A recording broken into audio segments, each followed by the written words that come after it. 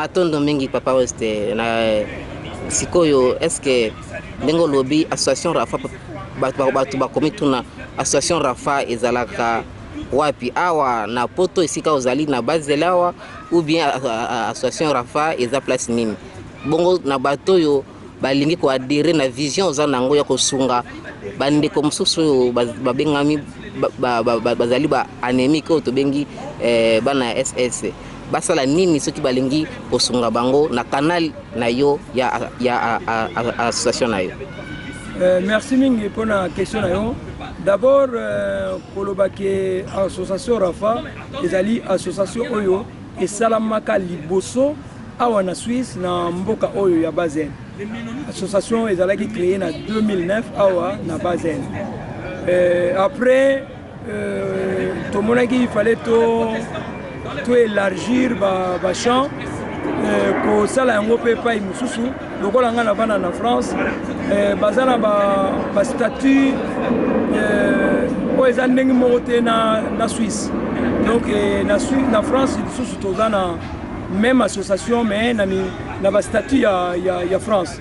Donc lelo yo po bazwa association Rafa il suffit ba contacter biso na plus 33 7 51 09 46 49 plus 33 6 51 09 46 et 49.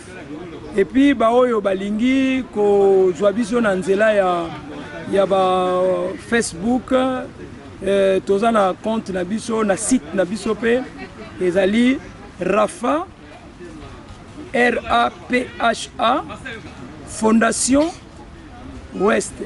Donc Rafa Fondation Ouest, RAPHA Fondation comme une fondation Ouest, donc W-E-S-T. Si vous mettez na Google, et vous mettez na site na biso, et vous mettez na Facebook na biso, et vous mettez na compte moko tosali ya GoFundMe, on a récolté ba fonds. Vraiment tout ça na bandeko. Oyo nyonso bazolanda biso bosadere na vision oyo bandeko na biso bazokufeza kaka bitumba te mutezo boma bango ba maladi pezo boma bango et na Kinshasa bokoyi kokuta bandeko oyo bazali kosala musala oyo ya malamu na commune ya Kintambo na avenue Kimvula numéro 38 ezali église protestante na 4 églises protestantes wana bapesa biso espace au totonga centre médical où ezozwa bana drépano gratuit na ezozwa bango gratuitement prise en charge. Tono mingi papa weste sikoyo na pona ko shite na émission na biso ya mokolo ya lelo lelo bana ya suka na nyonso tu oyo lobi peut-être na question mosusu totunaki yo te oyo ngaki oloba tobosanaki kotuna yo ou bien zana likamsusu olingi obakisa liloba na ya suka ezani ni concernant vision na yo projet na yo ya association Rafa. Bon liloba na ngai ya suka pona émission oyo na koloba kaka merci d'abord na yo moko Dieu béni les patriotes nengo longwe Danemark olandaka biso mingi na ba internet tout ça et puis tout solo la mingi na ba téléphone mais au monaki ke sengela ki yo o participer na événement oyo pour le banana nous merci parce que au futi ba ticket na yo avion pona koya na mboko yo nzambe apambola yo yebi pourquoi ozo sala yango na ko tuna yo te mais vraiment nzambe a bakisila yo mingi et puis elo moka na oloba na bandeko mingi bazokasa to sala je to sala ngo pona mbongo mais non so yebi ba pasi o bandeko ba mona exercice ngai moko na zo bana bino ndenge na uta ikoloba na émission uti koleka depuis 2016 na passé tant nyonso na hôpital kobela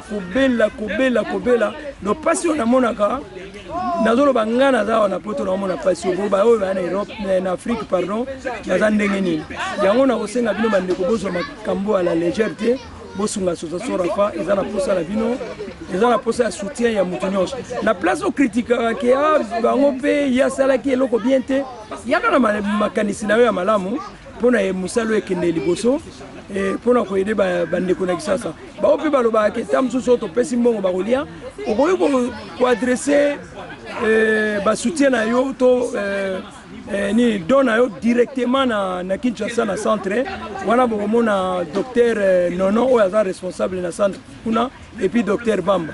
Donc on a pesé bino adresse ya Kimvula. Donc vraiment bosunga biso na musalo tozo sala.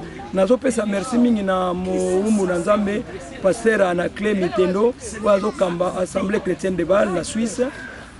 Na soutien oyo ba église za ko porter pour na association Rafa déjà basalaka mingi et puis là dernièrement ba uti ko sunga biso mingi pona achat ya billet ya docteur Muzima wa uti na est ya Congo et puis nazo ko remercier susu pasteur Bele o asunga biso tango nyonso pe nazali ko pesa merci na ngana pasteur Odon o uti Paris aye exceptionnellement pona ko sunga biso na musalo ya lelo et puis na pesi merci na ngai na pasteur Alfred oyo azosala pe musala mingi na pasteur Guillaume Leba oyo azate pona ba raison ya musala professionnel et puis nazo pesa merci mingi na ndeko na biso papa Faustin évangéliste Nico bazali mingi so na bina bando kotanga e kozala vraiment mulai merci mingi na bana na Nzambe.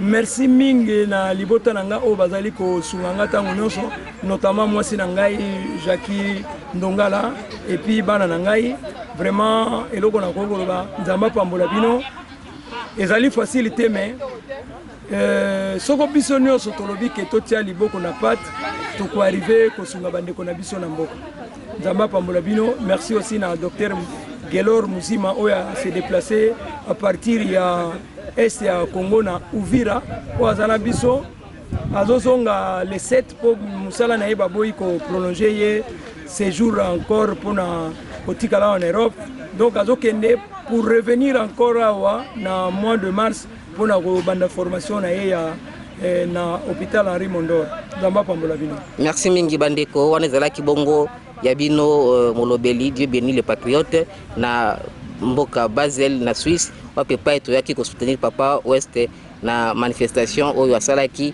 pona association Rafa ozali association ezali ko sunga bana na mboka Congo et surtout particulièrement bana oyo bazali ba anémique to bengi bana SS donc yonde ko oyo landi papa Ouest okomona ba numéro na ye okomona site na ye na sewana okoki ko soutenir pe ko pesa fond ndenge auti koloba wa keno soki to tie biso surtout maboko to kolonga etumba oyo na mboka Congo.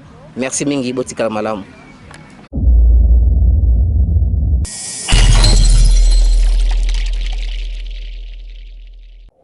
Bino bandeko bozali kolanda biso bisika nyonso oyo bozali partout na Afrique na Australie na Asie na Océanie Nzambe vraiment eba kopambola bino eza na Europe esika o biso bandeko na bino tozali donc ezali ngai wa bino maman Émérance Matondo Foura donc lelo nazali susu Matondo te mais Matondo tikali na CD donc naza sikoyo maman Émérance Mpaka Foura vraiment nazali na esengo mingi ya ko lakisa bino o ezali album na biso donc album oyo ngai ndeko na bino nasali na titre ya Je déclare. Je déclare nazion na kati ya Ézéchiel 37 donc 3 à 5 o ezali kolobela mikuwa oyo ekufa o Nzambe atunaki na prophète soki mikuwa wana ekoki kozwa bomoi. Alors Ézéchiel alobaki na Nzambe ke papa soki olingi. Alors Nzambe alobaki na Ézéchiel que fils de l'homme prophétise c'est qui a sakola donc au déclarer ezali ko sakola Bible ezobaki oyo ezali ko confession na kati ya monokono yango ekoba ko sala mela yo. Alors ndeko na ngai yo o déclaraka nini na kati ya monokona yo et puis libota na yo e déclara nini est-ce que eloba maloba ya malédiction donc ngai na memi le titre oyo ya je déclare donc o déclarer o sakola maloba oyo ko bimisa na monokono yango nde ekoba ko sala manakati ya bomoi na yo n'est-ce pas pasteur? Amen. Bon, na kolobelo pour moi aussi seulement que c'est oyo to bimisaka na monoko na biso yango nde vraiment eutaka na profondeur yango nde Nzambe atalaka na kati. C'est ça que nous devons vraiment déclarer. parce que quand il y a la souffrance et quand Makambezo tambolaté ou bien le Romozo tambolaté, normalement il faut déclarer, c'est comme prophétiser. Alors, biso na kotala vraiment la situation, il y a bana oyo bazali na situation oyo, tous allez vraiment prophétiser à travers je déclare l'album oyo vraiment que bana oyo bazali na situation oyo. Nous assurons que Nzambé a continué enfin que à travers l'association Rafa que bano barikana ko possibilité à rejoindre en vol mususu parce que totali que par-ci par-là bien sûr que la négligence des alliés pour na bana ngomende bazali batovement que na kati ya société ba kozala ma intégrer na société à travers moi aussi association aussi. Merci. Et na gauche nangai nazali na sœur nangai Laurette, yepe azali chantre de l'Éternel. Yepe azan loba moko koloba par rapport ya album je déclare ndenge toza ko soutenir bana ya SS.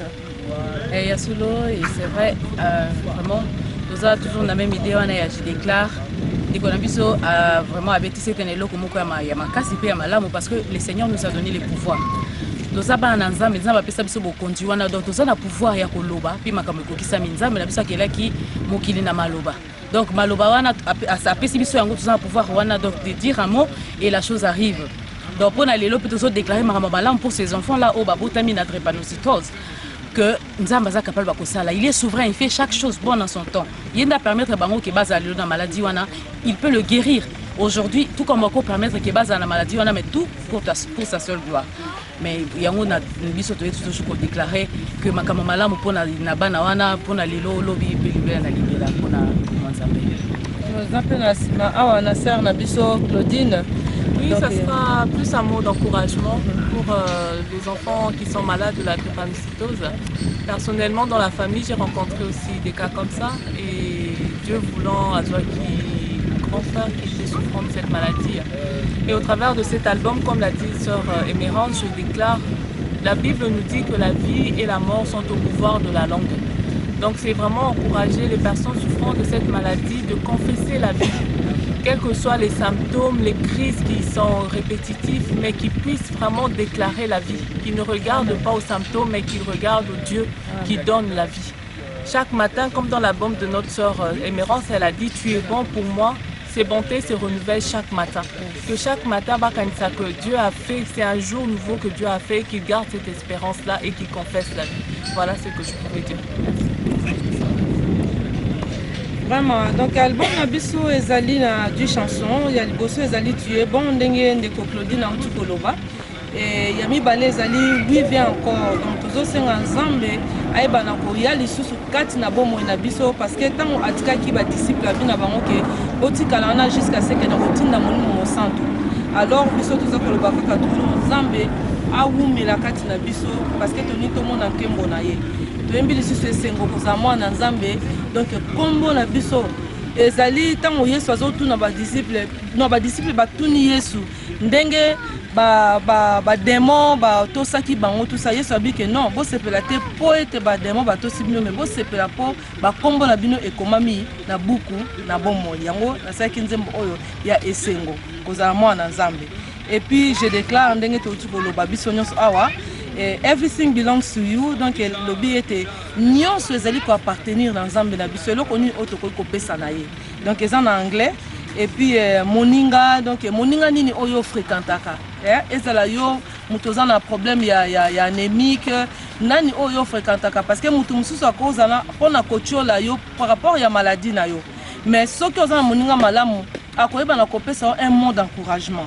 Donc Luka moninga nini okoki kozana ye et puis septième chanson ezali Golgotha donc na Golgotha Yesu amemaki mikumba na biso nyonso kuna nde apesi biso lobiko ezala bino bozana kati ya problème ya santé nzambe wana amemela bino vraiment ezali guérison parce que il est le médecin par excellence donc apesa bino guérison et puis na lobi ete tu es digne donc et si quand 24 vieillards bazai ko gumbama bazoba toujours que tu es digne ozali mon santo mon santo donc et puis 9e chanson ezali sans toi sans Yesu na biso toza eloko te donc tokoko lata tokoko sepela tokoko sa soki nini mais soki yesu aza na biso te donc eloko te quelle que soit la situation bozo souffrir ba maladie to pe nini sans yesu bokoka eloko te bokokoma pe na âge oyo boza nango te dino lelo kaka yesu anda koki kobatela et nzembo ya suka elakisi eza na monoko ya mboka eza tututwala donc ça veut dire libaku ya liboso donc libaku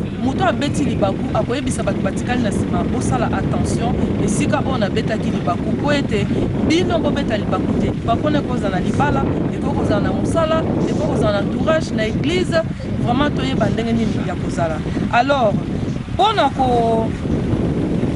kozwa sede oyo ya je déclare donc ndenge toza kosoutenir association na biso ya rafa mpona bana ya drépanocytose donc bokoki koluka sede oyo na ndeko na biso Dieu merci Béni Moki et na maison mosusu ezali Big DJ Production epai ya ndeko na biso John na ndeko na biso susu Dieu Béni Moki donc ye oyo mpe aza na nsima na biso oyo azali kozwa bilili en tout cas nzambe apambola bino tozocontinue toujours kodéclare n'est-ce pas bandeko na tozodéclare po nzambe wana asalela bandeko na biso oyo bazali na problème ya drépanocytose asalela bango vraiment bolamu amen.